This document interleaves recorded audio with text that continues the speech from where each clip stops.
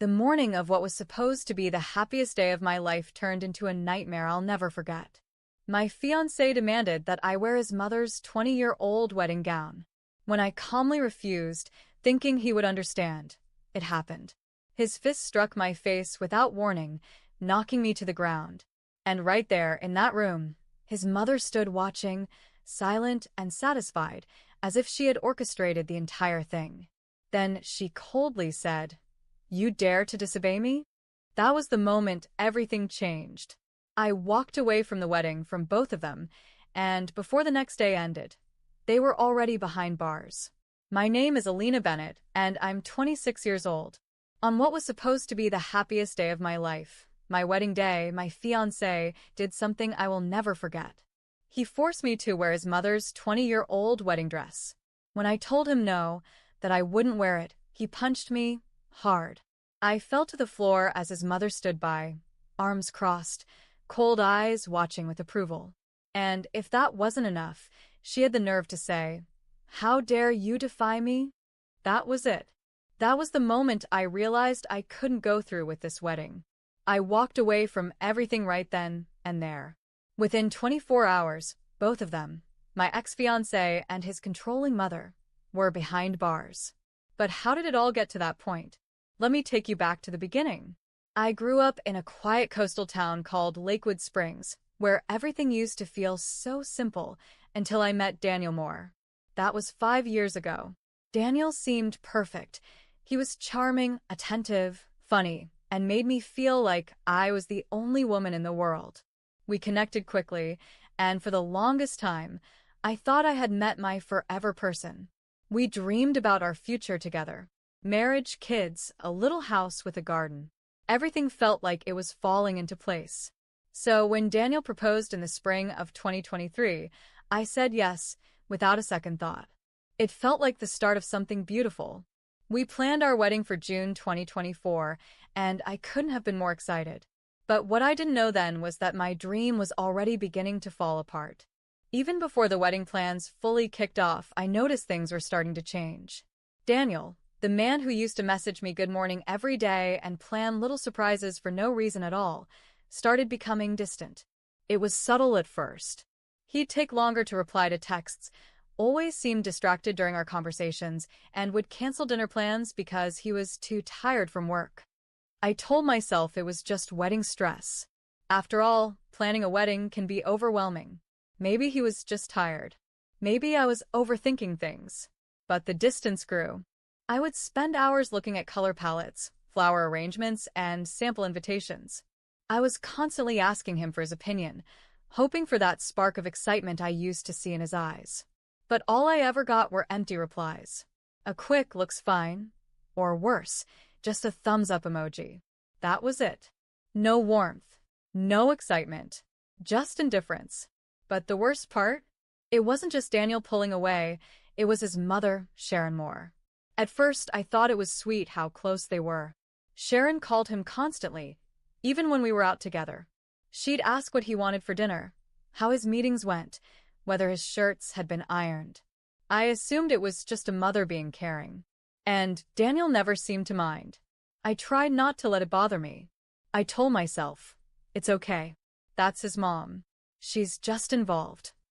But over time, I started to feel like I was competing with her for his attention. And the more involved she got, the less room there seemed to be for me. The first major red flag should have been obvious, but love has a way of blinding you to what's right in front of your face. It happened the day I found the dress. Not Sharon's old one, my wedding dress. I had spent weeks searching for it, visiting boutique after boutique, trying on gown after gown.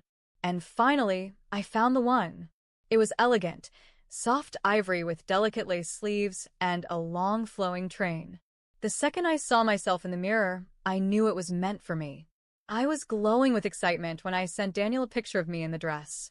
I thought he'd be thrilled, maybe even emotional. His response? "Looks nice." That was all. No heart emoji. No compliments. No follow-up questions. Just 2 words. "Looks nice." I felt the disappointment sink in like a rock in my chest. But still, I brushed it off. Maybe he wasn't in a good mood. Maybe he just didn't know what to say. What I didn't know at the time was that he had immediately forwarded the photo to his mother. Within an hour, he called me. "I showed Mom the dress," he said, his tone unusually sharp. "She's not happy about it." I blinked. What? Why would she care? It's my dress. "She thinks it's disrespectful," he continued. "She wanted you to wear the dress she wore, her wedding dress. It's a family tradition." My jaw dropped. "Daniel, that dress is from 20 years ago. I never agreed to wear it. You said once it was beautiful." I was being polite. He sighed like I was being difficult. "Can't you just do this one thing for her? It's important. Important to her, not to me." I couldn't believe what I was hearing. My wedding, my dress, my day, and somehow I was expected to put Sharon's wishes above my own. But Daniel didn't care. He didn't defend me. He didn't say a single word to stand up for me. And that was the moment I realized something was very, very wrong. I kept telling myself it would all be okay, that once the wedding was over, things would go back to normal. That Daniel was just overwhelmed or caught between me and his mother. But deep down, I knew I was lying to myself. Still, I pushed forward. I finalized the flower arrangements, picked the music, double-checked the catering. I tried to hold on to the excitement that used to come so naturally, but it was harder and harder with each passing day. Then came the morning of the wedding. I woke up early, surrounded by my best friend Maya, my stylist, and a few close friends who had been with me through every step of this journey. My custom-made gown hung on the closet door, glowing in the soft morning light. It felt like a fairy tale, at least for a little while. I got my makeup done, my hair styled, and finally slipped into the dress I had dreamed about since I was a teenager. As I looked at myself in the mirror, I finally felt like a bride. Nervous, yes, but also radiant. That peace shattered the moment Daniel walked into the room. He wasn't smiling. He wasn't emotional. He didn't even compliment how I looked. Instead, he was holding a garment bag. With a strange calmness in his voice, he said, "You're wearing this today." I stared at him. What? He unzipped the bag. Inside was Sharon's yellowing, outdated, lace-covered 20-year-old wedding gown. "You're not serious," I whispered. "I told you it's a family tradition. This is what you'll wear." I shook my head. "Daniel, no. I've already tried it on. It doesn't fit me right. It's not me." He stepped forward, his voice colder now. "This is what my mother wants." "I don't care what your mother wants. This is our wedding. And this is my dress." That's when it happened. His expression darkened. He clenched his fist. And before I could even brace myself, he punched me hard, right across the cheek. I fell, hitting the floor with a thud, my body trembling, my ears ringing. I looked up and saw Sharon standing just a few feet away, arms crossed, watching it all unfold. And then she said, "If you can't respect tradition, you don't deserve to be part of this family. How dare you defy me?" That moment, bleeding lip, torn veil, and all, was the breaking point. I stood up, trembling but steady, wiped the blood from my mouth, and said the words that would change everything. "I'm done." I turned my back on both of them, Daniel and Sharon, without another word. I didn't care that guests were arriving. I didn't care that the venue had been paid for or that the flowers were perfectly arranged. I didn't care about the shocked faces waiting outside or the whispers that would ripple through the crowd. None of it mattered anymore. All I knew was that I had to get out. As I left the room, I caught a glimpse of myself in the hallway mirror. My cheek was already bruising, my lipstick smudged from where Daniel had hit me. The train of my beautiful gown trailed behind me like a ghost of what could have been. I walked out of that house, our house, the one Daniel and I had picked together, with nothing but my phone clutched in my hand. The weight of silence wrapped around me like a heavy coat, but inside, I was boiling. I wasn't going to cry. Not yet. I got in my car, my hands shaking as I turned the key in the ignition, and the only thought that ran through my mind was, "They're not getting away with this." As soon as I reached the end of the driveway, I pulled over and called the only person I knew would always answer. "Ethan?" I said, my voice cracking. "Alina?" My brother's voice instantly sharpened. What's wrong? I. I need you. I left the wedding. I need you to come get me. I'm on my way. Less than 20 minutes later, his truck pulled up beside mine. Ethan jumped out and ran to me, eyes wide with concern the moment he saw my face. He didn't ask questions. He didn't need to. He opened his arms, and I fell into them, letting the pain finally spill out as tears streamed down my face. You did the right thing, he whispered. No one gets to treat you like that. No one. That night, I stayed at Ethan's apartment. We didn't talk much. He made me tea, let me shower, and gave me one of his hoodies to wear. I sat on his couch, knees to my chest, trying to make sense of how everything had unraveled so fast. How did I go from being a bride to being broken in a matter of hours? But even in that dark place, something inside me started to burn. A quiet, simmering fire. I wasn't just hurt. I was furious. And I was going to do something about it. I didn't sleep that night. I lay there on Ethan's couch, staring at the ceiling, the bruise on my cheek throbbing in rhythm with my heartbeat. My head ached. My chest ached even more. But something had shifted inside me. The fear was still there, but now it was being drowned out by something stronger. Determination. Daniel had laid his hands on me. On our wedding day. In front of his mother. And neither of them had shown a shred of remorse. If anything, Sharon had looked proud, like she had finally put me in my place. But they didn't realize who they were dealing with. I had spent 5 years compromising, shrinking, trying to keep peace. And all it had earned me was humiliation and pain. That morning, I stood in front of the bathroom mirror and took a long, hard look at myself. The purple-blue swelling around my eye. The small cut at the corner of my lip. The trembling in my hands. And I said to my reflection, no more. I took photos of the injuries, every angle, every mark, every bruise. I knew I'd need them. Evidence. I wasn't just going to walk away quietly. I was going to make sure Daniel and Sharon were held accountable. But I also knew I couldn't just go to the police with a story and a few pictures. I needed to be smart. That's when I remembered something I'd brushed off as a minor red flag months earlier. Daniel was always paranoid about privacy. Passwords on everything. Shady conversations with people he never introduced me to. He'd once left his laptop open while I was doing laundry, and I caught a glimpse of an email thread filled with encrypted attachments and invoices from unknown names. I hadn't thought much of it at the time. I wanted to believe he was just being protective about work. But now? It looked a lot like illegal business. That was going to be my next move. First, I sent an anonymous email. I poured everything into it. My story, what happened at the wedding, the controlling behavior, the abuse, and the punch that sent me to the floor. I didn't hide behind vague statements. I was clear. Precise. I included the photos of my injuries, the date and time it happened, and the names of every person involved. I sent that email to Daniel's closest friends, extended family, co-workers, and even a few people I barely knew but had seen at his birthday party last year. Then I drafted a separate email for the authorities. This one was different. It contained everything I had ever seen or remembered about Daniel's shady business dealings. Names of clients, the dates he traveled without explanation, the odd late-night packages, the fake invoices. I explained how I had once caught a glimpse of a spreadsheet filled with offshore transactions. I sent it all, every single detail I could recall, to the local police department and a financial crimes tip line. And then I waited. I didn't know what would happen next. But I knew I had taken the first step toward justice.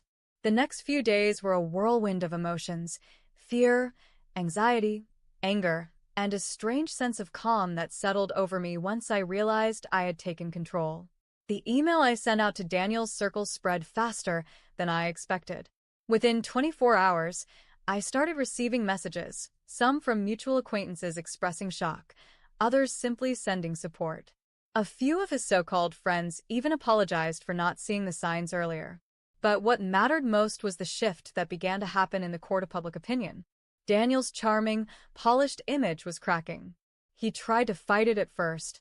I heard through someone that he claimed I was lying, that I was unstable, even hysterical, over wedding stress. But the bruises told a different story. The screenshots, the time-stamped evidence. The truth had a way of speaking louder than his lies. And then the investigation started. The police followed up on the email tip. Within days, they visited Ethan's apartment to ask me more questions. I showed them the pictures of my injuries, gave them my statement about the physical assault, and provided every shred of detail I could recall about Daniel's business dealings, names, bank transfers, shady contacts, and what I had overheard during those late-night phone calls he always took in another room. The officers took notes. Lots of them. They asked if I felt safe. I said I did, because I wasn't alone anymore. I had Ethan. I had evidence. And I had my voice. Less than 2 weeks later, I got the call. Daniel and Sharon had been arrested. Daniel was being charged not only with domestic assault, but also with fraud, tax evasion, and illegal import activity.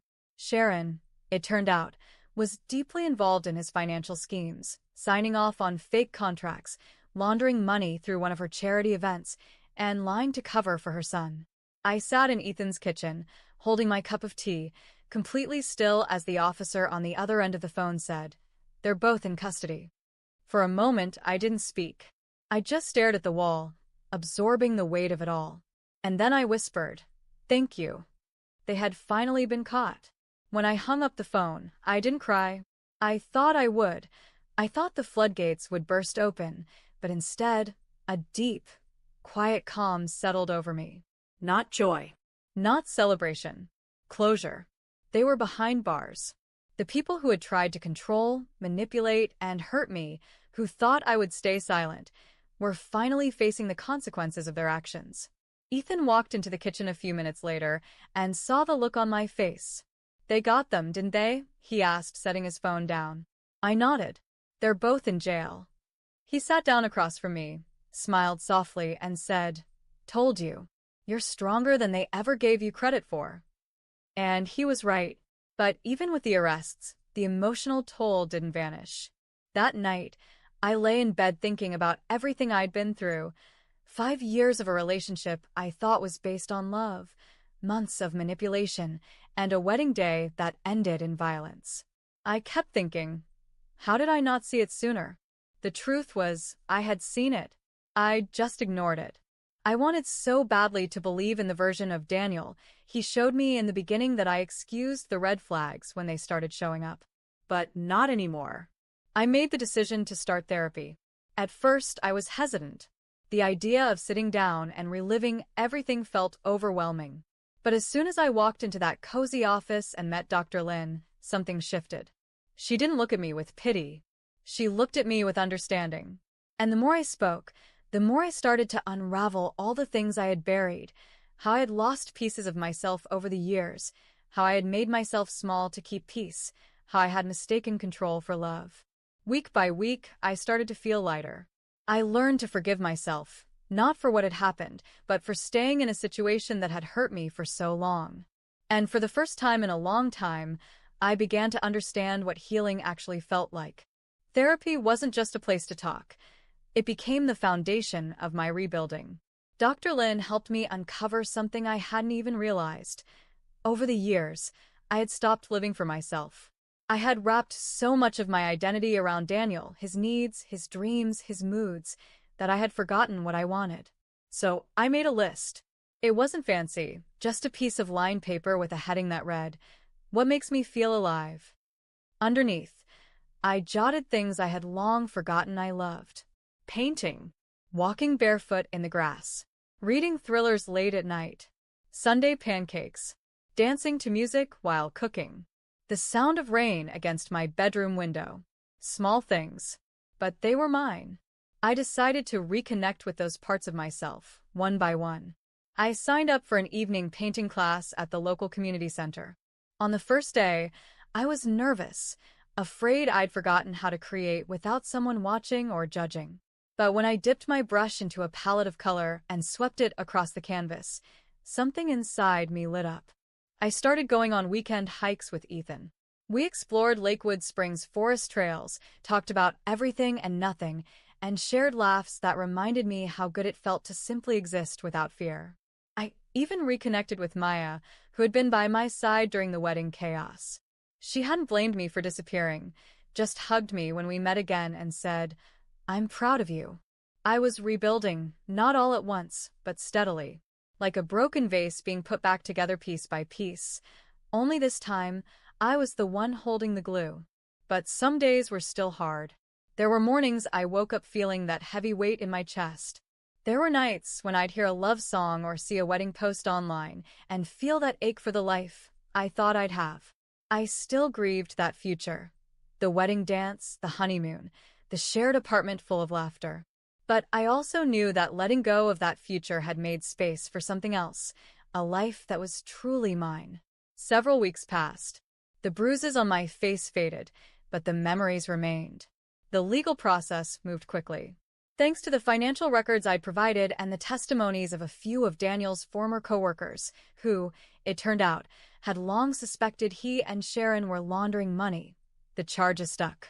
Daniel was facing multiple counts of financial fraud, tax evasion, and domestic assault. Sharon, on the other hand, was being charged for her role in the fraud and for witness intimidation, since it was clear she had encouraged Daniel's violent behavior and tried to suppress the truth afterward. The news of their arrests spread fast around Lakewood Springs. For a while, I couldn't even go to the grocery store without someone approaching me. "Alina, I had no idea. You were so brave. I'm so sorry for what you went through." And then one day I got a letter. It was handwritten and delivered to Ethan's mailbox. The return address stopped me cold.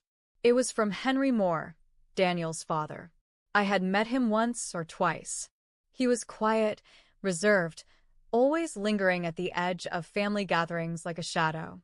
He rarely spoke, and when he did, his words were clipped, guarded. I had assumed he was just distant. But the letter he sent me was different. In it he wrote, "Alina, I don't expect forgiveness. I just want to say I'm sorry for not stepping in when I should have. I knew Sharon had a grip on Daniel. I saw what was happening and chose to stay silent because I didn't think it was my place. That was cowardly. I should have stopped it. I should have helped you. I hope you find peace." I read the letter twice, then 3 times. Tears welled in my eyes, not because it fixed anything, but because it acknowledged the truth. I wasn't crazy.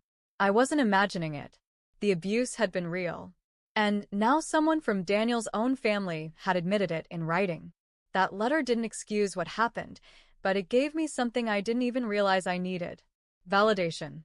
That letter stayed with me, not just physically, tucked in a drawer beside my bed, but emotionally.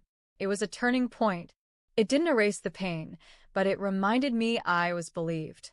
That someone who had once been complicit had finally acknowledged the harm done. And in a strange way, that allowed me to take the next step forward, toward joy.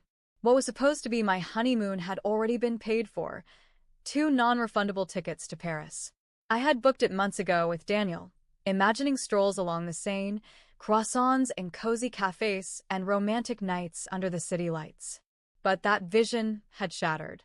The idea of going alone felt hollow.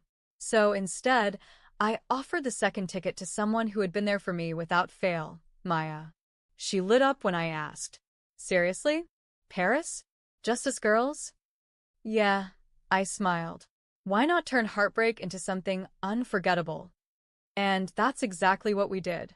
The trip wasn't what I had originally imagined. It was better.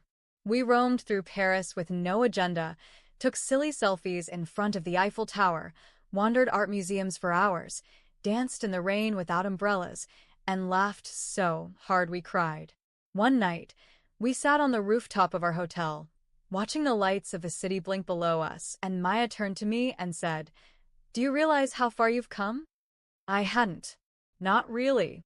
But in that moment, with no ring on my finger, no weight on my shoulders, and no guilt in my chest, I finally felt it. I was free.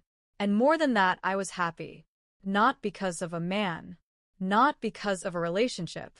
But because I had rebuilt myself from the ground up. Paris reminded me that beauty still existed in the world. That friendship was sacred. That healing was possible. And when I came back to Lakewood Springs, I didn't come back to mourn what I'd lost. I came back to celebrate what I'd reclaimed. Returning home after Paris felt different, like I was walking into a new chapter of my life, not the aftermath of a tragedy. I unpacked my suitcase slowly, hanging up the few souvenirs I brought back. A tiny watercolor I'd bought on the banks of the Seine, a pressed flower I tucked into my journal, and a small leather-bound notebook I picked up in a vintage bookstore, where I had started jotting down thoughts, memories, even dreams for the future. There was one thing left to do, one last piece I needed to let go of. The engagement ring. It had been sitting in a drawer since the day I walked out, shoved under a pile of scarves, out of sight. But it still had weight. Every time I opened that drawer, I felt it staring back at me like an old wound that hadn't quite healed. I took it to a local jeweler and asked what I could get for it. He appraised it with care, then gave me a number. I nodded and said, "I'll take it." And then I drove straight to Hope House, a non-profit women's shelter just outside of town. I donated the entire amount. When the staff asked if I wanted a receipt for tax purposes, I shook my head. "This isn't for a write-off," I told them. "It's for someone who needs it. Someone like me." As I walked back to my car, I felt light, like I had peeled off the final layer of grief and turned it into something good. Daniel and Sharon were still in jail. Their court date was approaching, but I wasn't obsessed with the outcome anymore. Justice had already started. They were no longer part of my story. They were just names in a chapter one had finished reading. I had let them go. What I held on to instead was everything I had found, my voice, my freedom, and the quiet confidence that I would never let anyone steal my worth again. I wasn't afraid of being alone. In fact, I had never felt more whole. In the months that followed, I didn't rush anything. I didn't rush into dating. I didn't rush into decisions. I simply let myself live, on my own terms. I moved into a small, sunlit apartment on the edge of Lakewood Springs. It wasn't fancy, but it was mine. I decorated it with warm tones, indoor plants, and paintings from my art class. Every corner reflected who I was now, calm, creative, in control. I spent weekends at the local market, tried new recipes, binge-watched mystery shows, and started freelancing as a digital illustrator, something I had always wanted to do, but never had the courage to pursue. Ethan stayed close, checking in often, but he also gave me space to grow. Maya and I turned our Paris bond into a weekly ritual, wine and walks Wednesdays, where we'd vent, laugh, or just exist together. And slowly, without even realizing it, I stopped looking over my shoulder. I stopped wondering what Daniel was saying about me, or whether Sharon would ever try to reach out. The truth was, they no longer mattered. The only person I needed to prove anything to was me. One afternoon, I sat by the lake with my sketchpad open and a cup of coffee in hand. The breeze was soft, and the sky was streaked with pink. I watched a young couple walk by, hand in hand, and for the first time in a long time, I didn't feel bitter. I didn't feel jealous. I felt ready. Not necessarily for love, but for whatever came next. If love found me again, I would welcome it, but only if it honored me. Only if it met the standards I had now reclaimed for myself. I had walked through fire. I had watched a dream burn. But in the ashes, I had built something stronger. A life that was mine. A peace that was real. And a self-worth that no one could ever take from me again. So, no. My story didn't end at the altar. It began the moment I walked away from it. And this time, I'm writing every page. The future is mine. If you found this story powerful or moving, don't forget to like the video, leave a comment sharing your thoughts, and subscribe to the channel for more real-life inspired stories every week. Your support helps us bring more voices, more truth, and more unforgettable journeys to life.